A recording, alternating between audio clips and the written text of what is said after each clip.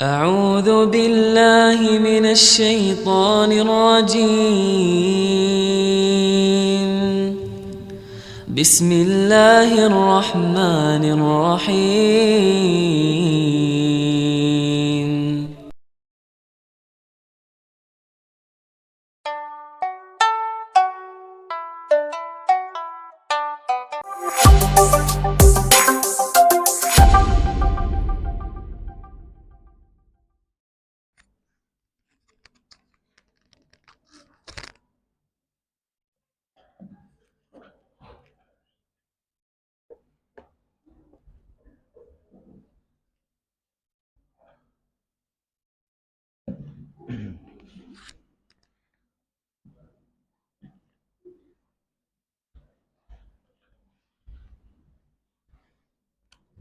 Assalamualaikum warahmatullahi wabarakatuh. Alhamdulillahi rabbil alamin, wa bihi nasta'in ala umri dunya waddin. Ashhadu an la ilaha illallah wahdahu la syarika lah, wa ashhadu anna Muhammadan abduhu wa rasuluhu la nabiyya ba'd. Allahumma salli wa sallim ala hadzal nabiyil karim wa ala alihi wa ashabihi rasulillah ajma'in. Amma ba'du. Puji syukur senantiasa kita panjatkan kehadirat Allah Subhanahu wa taala. Alhamdulillah, pagi ini kita sudah dibangunkan kembali oleh Allah dari tidur kita, atau dihidupkan kembali oleh Allah setelah semalam kita dimatikan sementara. Alhamdulillah masih bisa bangun dengan keadaan sehat wal afiat. Salawat dan salam senantiasa pula kita doakan kepada Allah agar selalu dilimpahkannya kepada Nabi Agung Rasulullah Muhammad sallallahu alaihi wasallam, seorang rasul yang paling mulia dari seluruh nabi atau seluruh rasul. Maka beliau disebut dengan penghulunya para nabi. Semua nabi menjadikan Nabi Muhammad sebagai penghulu, dan beliau bagi kita adalah tauladan, uswatun hasanah. Dan kita berharap semoga kita termasuk ke dalam umat beliau yang nanti mendapatkan syafaat di akhirat Allah. Amin ya rabbal alamin. Bapak Ibu yang kami hormati, Bapak Takmir, Bapak tokoh-tokoh masyarakat yang tidak bisa kami sebutkan satu persatu, semuanya semoga mendapat nikmat, mendapat berkah, mendapat kemuliaan dari Allah Subhanahu wa taala. Ini kajian subuh ceria, nggih Bapak Ibu? Kalau kultum kan 7 menit. Kalau subuh ceria berapa menit? Ya, 40 ya. Nah, semoga nanti tidak kelewat. Bapak Ibu yang kami hormati, ya, kalau pengajian siang hari, malam hari itu bisa disebut pengajian biasa, ya. Karena pasti orang lagi bangun sehingga gampang datang ke masjid. Tapi kalau kajian subuh, ini kajian luar biasa. Kenapa? Karena ini lagi tidur, ya. Lagi enak-enak tidur, kemudian harus bangun subuh ikut pengajian. Jadi Bapak Ibu yang hadir di sini ikut pengajian subuh ini pastilah mendapat pahala yang luar biasa dari Allah Subhanahu wa taala. Dan ini kajian setiap minggu ya Pak, setiap Ahad pagi. Ya, alhamdulillah. Ini sebuah rutinitas yang luar biasa Bapak Ibu, bisa mengadakan kajian setiap subuh, setiap Ahad pagi. Karena tidak banyak masjid yang bisa melaksanakan seperti ini. Semoga Bapak Ibu yang menjadi jemaah di masjid ini senantiasa mendapat rahmat dari Allah Subhanahu wa taala. Kemarin saya kasih tema karena diminta oleh Bapak Tamir. Temanya adalah 6 larangan Allah dalam Al-Quran. Kita bacakan ayatnya. Ada 6 larangan Allah dalam Al-Quran disebutkan oleh Allah di dalam surat Al-Hujurat. Surat Al-Hujurat ayat 11 dan 12. A'udzubillahi minasyaitonirrajim. Bismillahirrahmanirrahim. Ya ayyuhalladzina amanu la yaskhar qaumun min qaumin asa ayyakunu khairam minhum wala nisa'um min nisa'in asa ayyakunna khairam minhun wala talmidhu anfusakum wala tanabadhu bil alqab bi'sal ismul fusuqu ba'dal iman faman lam yatub faulaika humudz dzalimun. Itu ayat ke-11. Ayat ke-12 Allah mengatakan, ya ayyuhalladzina amanu jtanibu katsiran minadz-dzanni inna ba'dadz-dzanni ismu wa la tajassasu wa la yaktab ba'dukum ba'd ayuhibbu ahadukum ayyakula lahma akhihi maitan fakarihtubuhu wattaqullaha innallaha tawwabur rahim. Shadaqallahul azim. Surat Al-Baqarah ayat 11 dan 12. Di dalam 2 ayat itu Allah sebutkan ada 6 larangan Allah kepada kita hambanya, yang semuanya itu adalah hal-hal yang biasa kita lakukan. Bapak Ibu, 6 larangan Allah ini biasa kita lakukan dalam kehidupan sehari-hari. Sebenarnya kita sudah tahu, ya, tapi kadang-kadang terlupa atau ya tergoda atau terbawa emosi atau terbawa oleh suasana. Yang pertama Allah katakan di sini, ya ayyuhalladzina amanu la yaskhar qaumun min qaumin. Janganlah kalian mengolok-olok teman, saudara atau kaum yang lain. Karena boleh jadi orang, teman, saudara atau kelompok yang lain yang diolok-olok itu lebih baik, lebih mulia daripada yang mengolok-olok.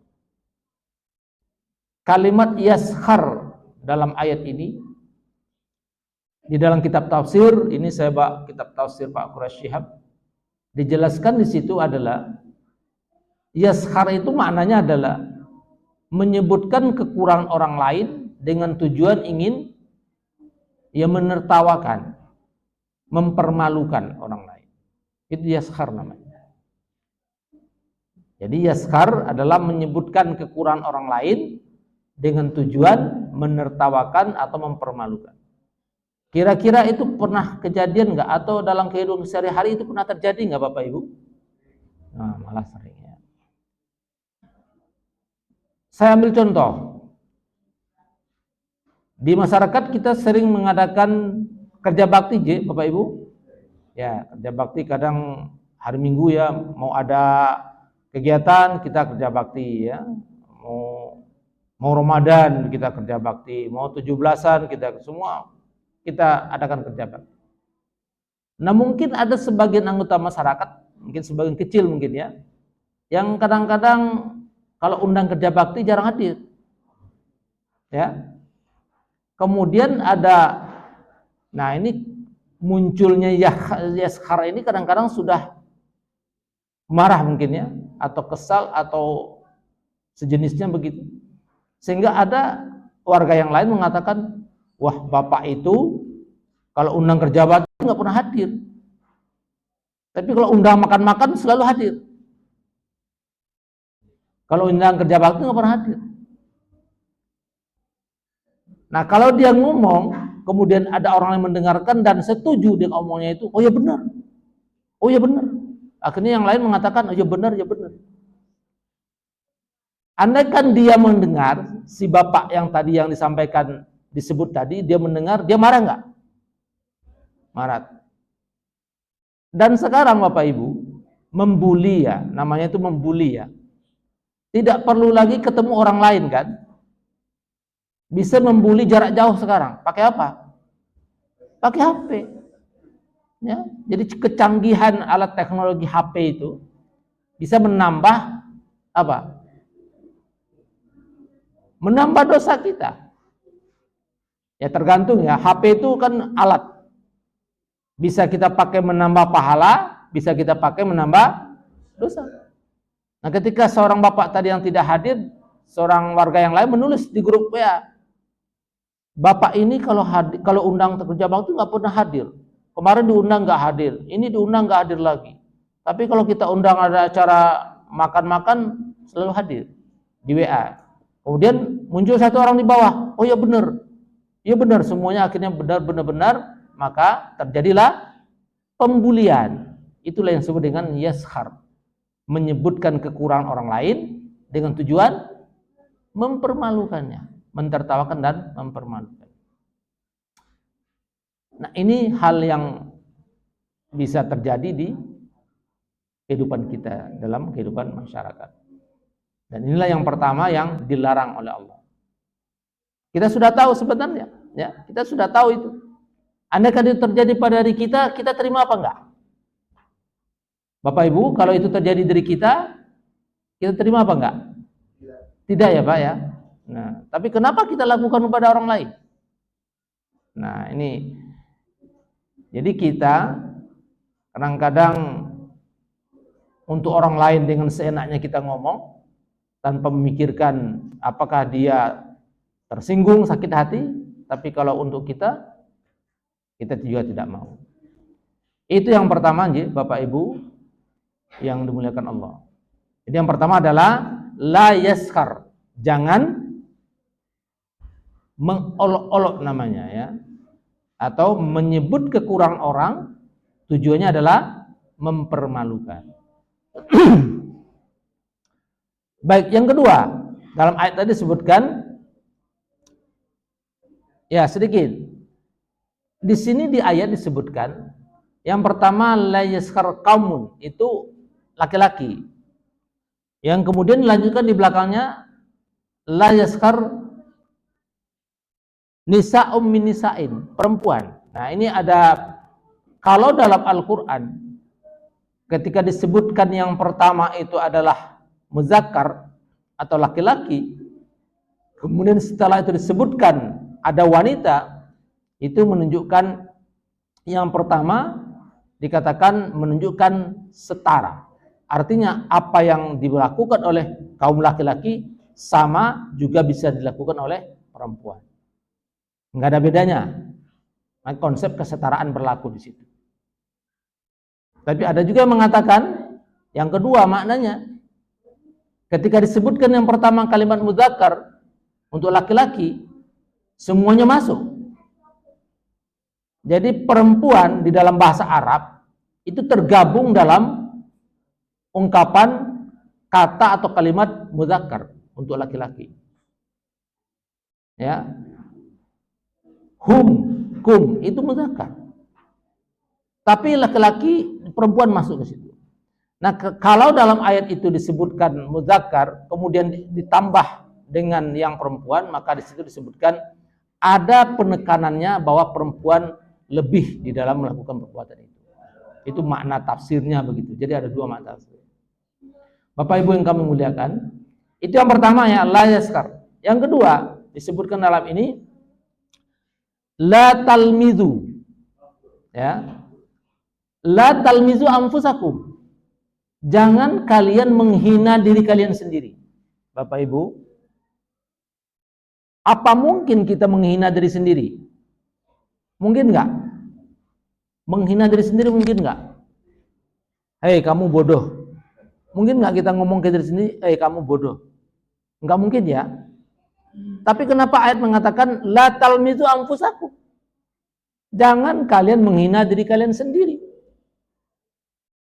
Apa ayat salah? Enggak. Ini ayat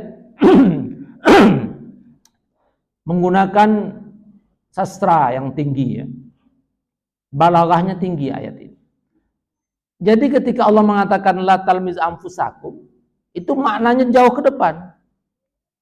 Jadi kata Allah, jangan kalian hina orang lain, karena kalian hina orang lain, maka orang lain akan balas menghina kamu. Berarti kita menghina orang lain sama saja kita menghina diri sendiri. Itu makna ayatnya. Jadi bukan Allah salah menulis ayat. La talmizu anfusakum. Jangan kalian hina orang lain, karena akan terjadi sebaliknya, orang akan menghina diri kalian. Nah, ini juga kadang-kadang di masyarakat juga bisa terjadi nih Bapak Ibu. Hampir-hampir sama dengan yang tadi, tapi kalau tadi itu ya sekarang itu mengolok-olok. Ya, dengan tujuan mempermalukan. Tapi kalau ini menghina. Nah, kalau menghina ini ini lebih tinggi nilainya. Nilai apa? Nilai dosanya. Karena perbuatan menghina orang lain itu jelas merusak persaudaraan, ya. Merusak silaturahmi. Contoh tadi, kadang-kadang di masyarakat kita mengungkapkan kalimat kepada orang lain, kepada tetangga, kepada saudara, kepada teman dengan ungkapan yang tidak baik, ya. Tapi kadang-kadang itu terlontar. Lagi bekerja, lagi apa, goblok. Itu bisa muncul nggak seperti itu? Bisa nih Bapak Ibu, tanpa sadar bisanya. Tapi orang yang disampaikan, orang yang disebut begitu, dia terima pemarah. Pasti marah. Tidak ada orang yang mau dihina. Dan ini sering terjadi kalau kita lihat Bapak Ibu di jalan raya, hanya gara-gara tersenggol sedikit, kemudian dia marah, menghina, apa yang terjadi? Berkelahi. Hanya karena hinaan. Ya kata-kata yang tadi muncul, goblok, ini enggak terima, langsung turun, berantem. Jadi kalimat-kalimat, ucapan-ucapan yang sifatnya menghina, pastilah tidak baik untuk kita lakukan. Karena pasti akan menjadi berakibat kepada permusuhan atau rusaknya silaturahmi di dalam kehidupan bermasyarakat. Itu yang kedua Bapak Ibu yang kami muliakan. Yang ketiga, dalam ayat disebutkan wala tanabazu bil alqab. Wala tanabazu bil alqab. Jangan kalian memanggil saudara kalian dengan panggilan yang buruk. Kira-kira ada nggak kita di masyarakat ini Bapak Ibu memanggil ya teman atau sahabat atau tetangga atau siapapun dengan panggilan yang bukan namanya? Ada nggak? Banyak ya Pak. Kalau disebut di ayat ini panggilan yang buruk, contohnya seperti apa? Oh. Kalau kita sebutkan misalkan memanggil orang karena fisiknya, hai si pincang, bisa nggak begitu? Tapi ada nggak yang seperti itu di masyarakat? Saya juga ini dengan jamaahnya Bapak Ibu, karena banyak anak-anak. Di tempat saya, masjid saya itu pagi-pagi subuh anak-anak nggak ada, karena tidur semua. Ini saya lihat tadi, waduh ada anak-anaknya. Berarti mereka ini sudah bangun sejak subuh. Nah, ini luar biasa juga untuk jamaah di masjid ini. Ya, semoga mereka nanti menjadi anak-anak yang soleh ya, menjadi remaja masjid yang akan memakmurkan masjid ini nantinya. Amin. Ya, jadi memanggil dengan panggilan yang buruk nggak boleh. Tapi kalau panggilan yang baik bagaimana boleh? Mana contohnya? Istri Nabi Aisyah itu dipanggil apa sama Nabi? Artinya apa Pak? Kenapa dipanggil begitu Pak? Kenapa Nabi manggil Aisyah dengan seperti itu panggilannya? Karena itu boleh nggak seperti itu? Boleh, karena bukan panggilan yang buruk, itu panggilan yang baik, boleh. Nah, memuji. Jadi panggilan yang baik boleh. Ya Humairah, kata Rasulullah. Wahai istriku yang cantik, yang pipinya kemerah-merahan. Aisyah marah apa enggak? Enggak, Aisyah malah senang sekali. Berbunga-bunga gitu ya. Karena dipanggil dengan panggilkan kesayangan oleh Rasulullah. Kemudian kita mencontoh. Ada orang yang mencontoh. Nabi kan manggil istrinya ya Humairah. Kemudian ada suami manggil istrinya ya Suwaida. Boleh enggak? Boleh enggak ada suami manggil istrinya ya Suwaida? Boleh enggak? Bingung ya Pak? Bingung karena belum tahu arti Suwaida ya Pak? Suwaida apa artinya Pak? Ya, Suwaida itu dari asal katanya aswad, hitam. Jadi kalau Suwaida itu artinya suami manggil istrinya, wahai istriku yang pipinya kehitam-hitaman. Istrinya terima enggak? Enggak, marah pasti. Mana ada orang yang panggil mau hitam, walaupun ya hitam dia enggak mau dipanggil hitam. Begitu. Iya Pak? Jadi kalau dipanggil Humairah pasti mau. Ya udah, kalau mau contoh Nabi panggil aja Humairah, ya istriku ya Humairah. Walaupun hitam panggil Humairah aja enggak apa-apa. Ya Pak? Kan nyuruh Nabi. Dia marah enggak dipanggil Humairah istrinya? Enggak lah.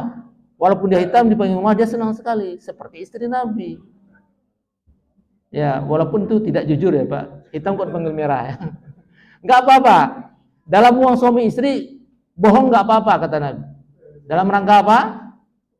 Memberikan kebaikan, memuji itu boleh. Ya, Nabi kan pernah dalam hadis itu diceritakan ketika mau makan, setelah disidangkan kata Aisyah, ya Rasulullah, hidang sudah ada, silakan makan. Kemudian Nabi makan. Kemudian ada yang kurang apa? Kurang garam. Apa kata Nabi? Apakah garam di rumah kita sudah habis? Aisyah langsung tahu, oh iya itu kurang garam. Kalimat Nabi itu menyinggung Aisyah enggak? Tidak. Tapi kalau sekarang suami, ini masak gimana sih? Kok kurang garam? Pokoknya langsung marah gitu ya. Itu enggak pernah terjadi di keluarga Rasulullah. Jadi panggilan yang baik itu boleh. Ada sahabat Rasulullah namanya Abu Hurairah. Bapak Ibu tahu nama aslinya siapa Abu Hurairah itu? Nama aslinya siapa? Abu Hurairah sebelum masuk Islam namanya Abdus Syam. Apa artinya? Abdus Syam artinya hamba matahari.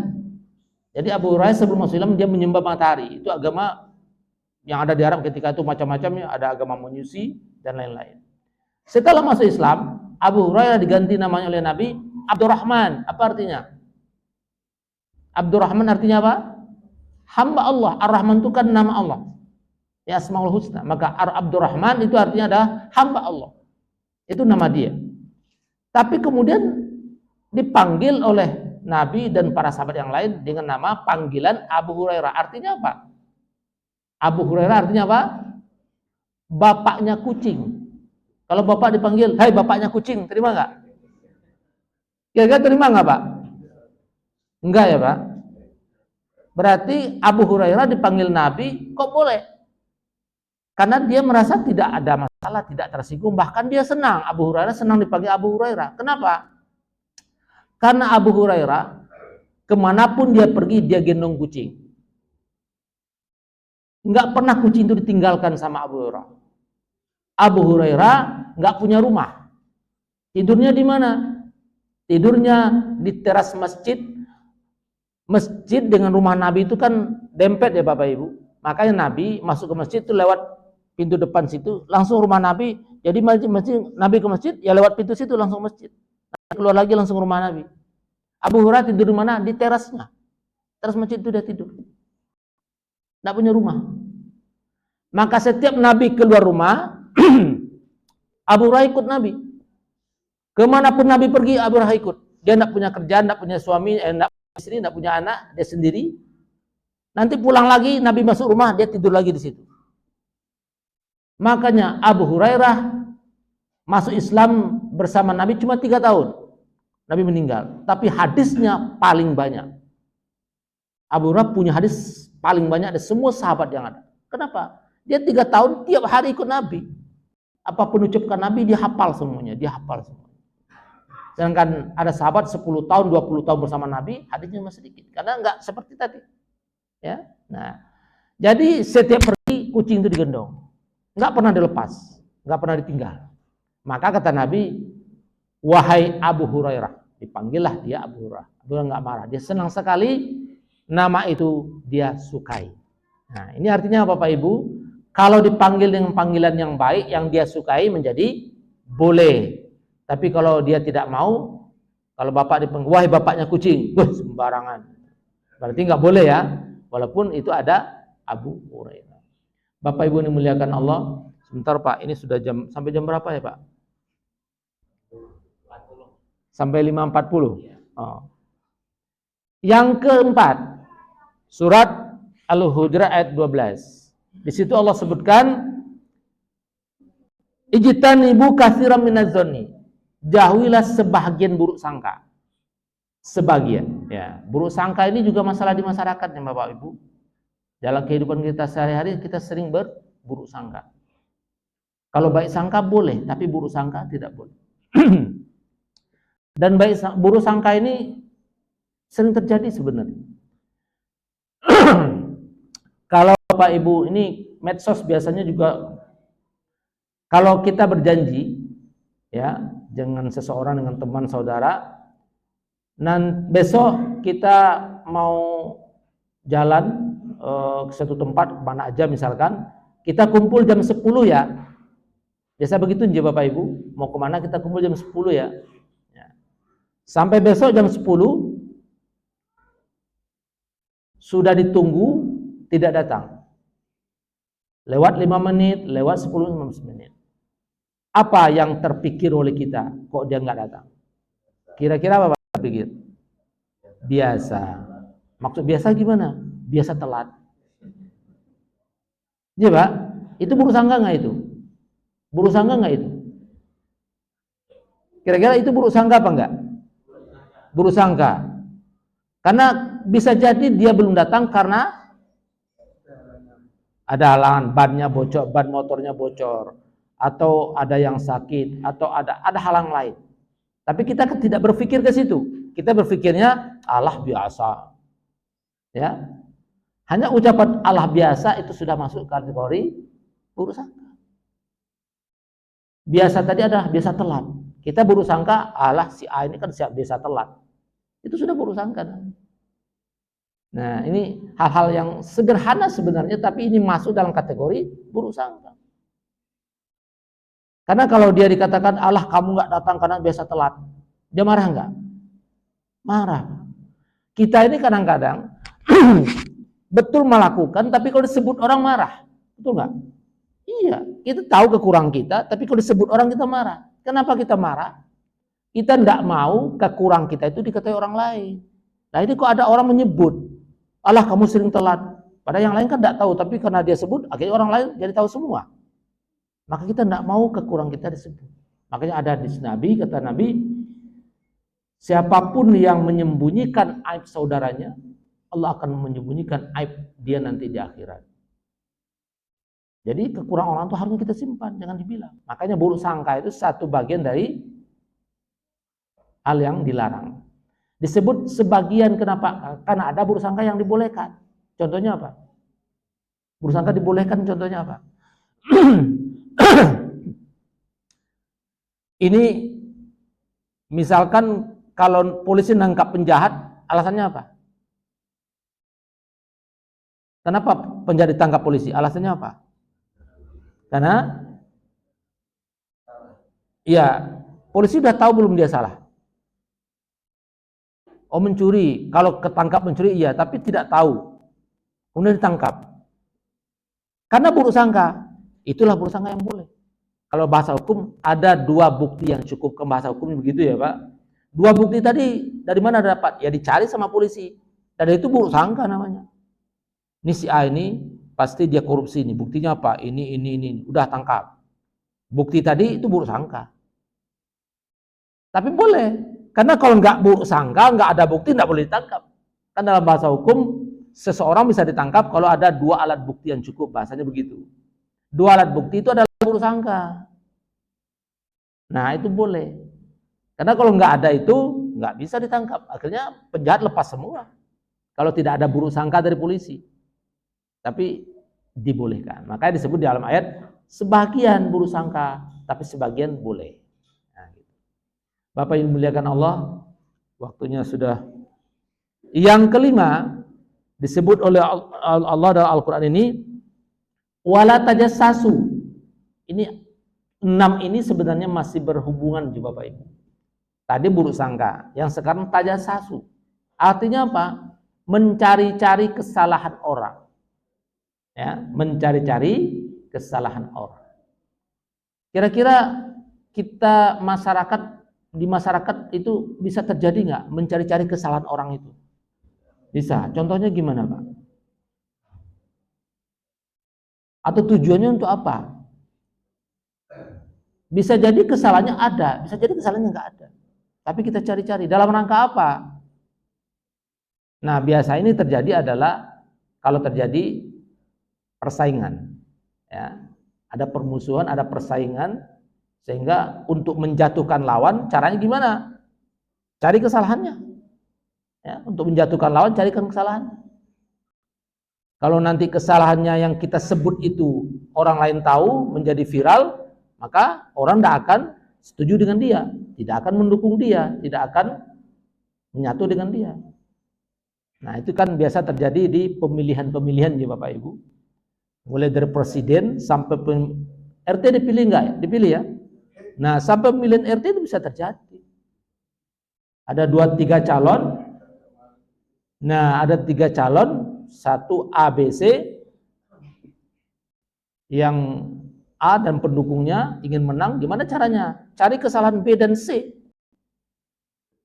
Nah, wah si B itu dia suka ini apa marah-marah. Kalau ini marah-marah, kalau ada ketemu orang nggak senang dia marah. Nah. Pada betul nggak si B tadi suka marah-marah? Belum tentu. Bisa jadi betul, bisa jadi tidak.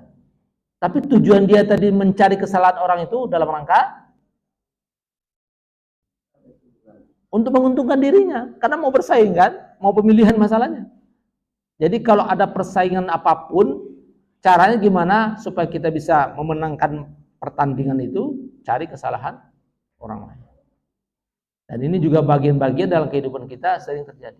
Bahkan sebenarnya nggak ada persaingan, tapi dalam pergaulan saja, itu juga bisa terjadi. Nah itu yang kelima. Nah yang keenam, nah ini yang keenam.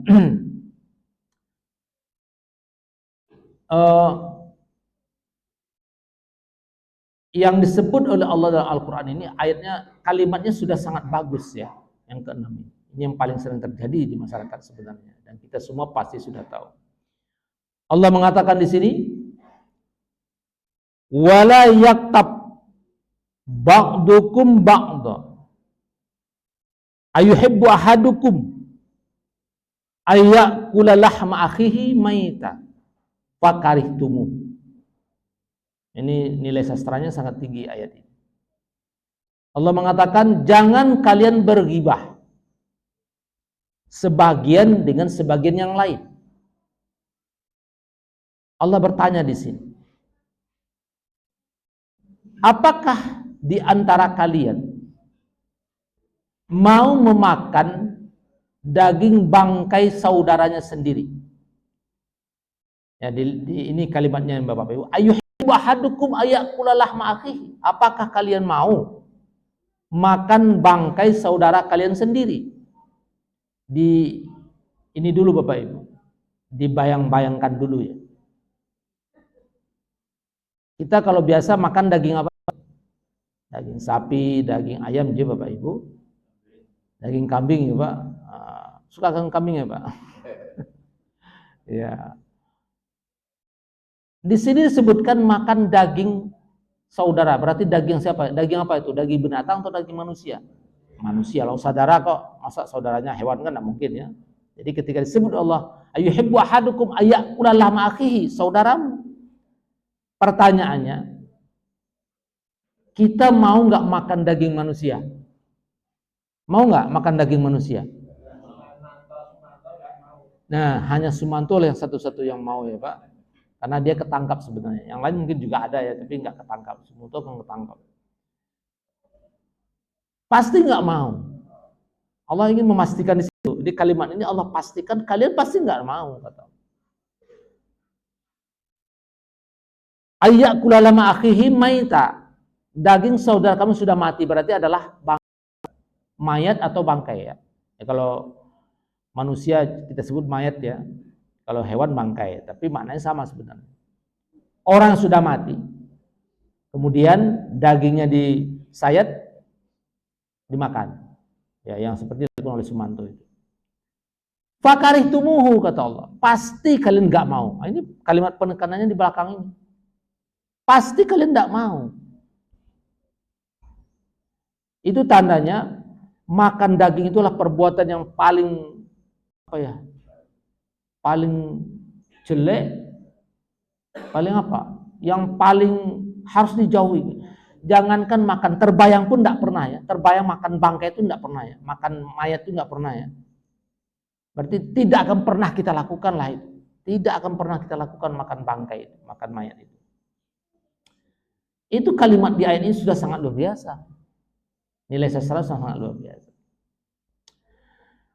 Nah, ketika Allah melarang berghibah, dibuat perumpamaan seperti itu. Itu artinya apa Bapak Ibu? Artinya apa?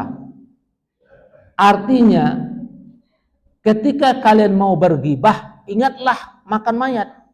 Itu maknanya. Ketika mau berghibah, ingatlah makan mayat. Bahwa ghibah ini sama dengan mayat, makan mayat. Makan mayat mau enggak?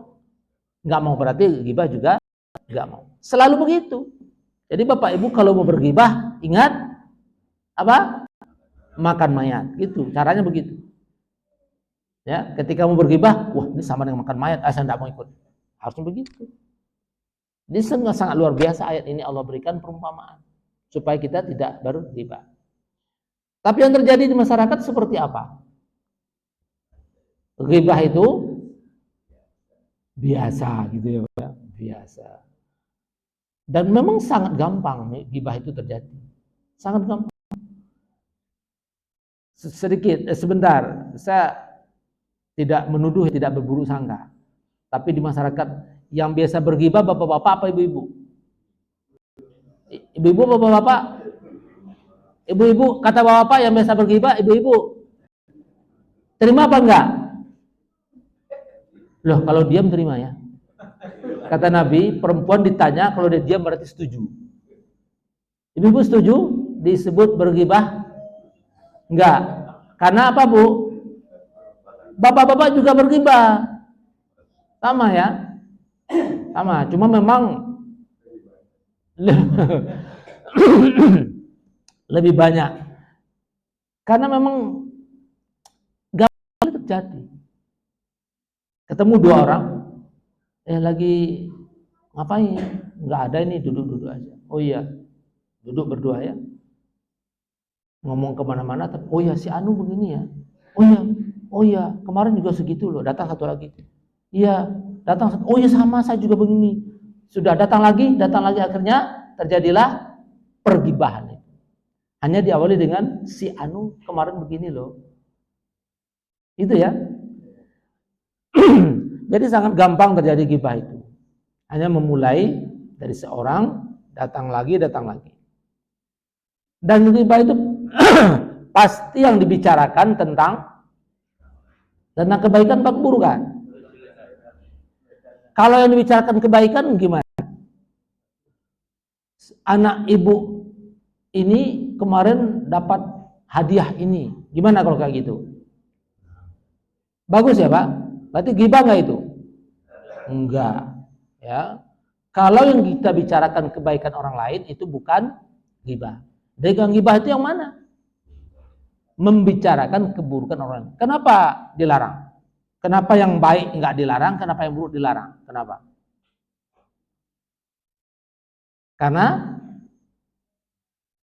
Kenapa? Iya, menyakiti. Rasakan diri sendiri. Kalau bapak ibu keburukannya dibicarakan orang, terima apa enggak? Enggak.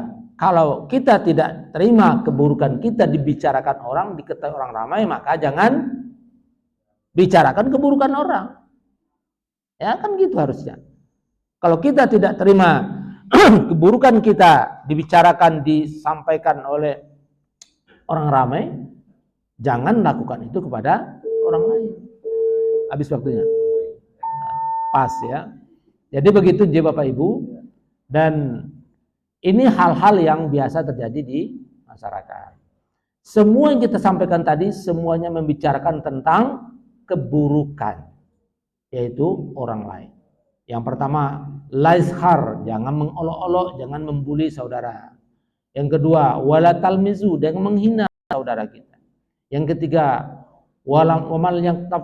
yang ketiga, jangan memanggil dengan panggilan yang buruk. Yang keempat, jangan buruk sangka. Yang kelima, jangan mencari-cari kesalahan orang lain. Yang keenam, jangan berghibah. 6 itu jelas disebut dalam ayat ini la. Apa artinya? Jangan. Ya.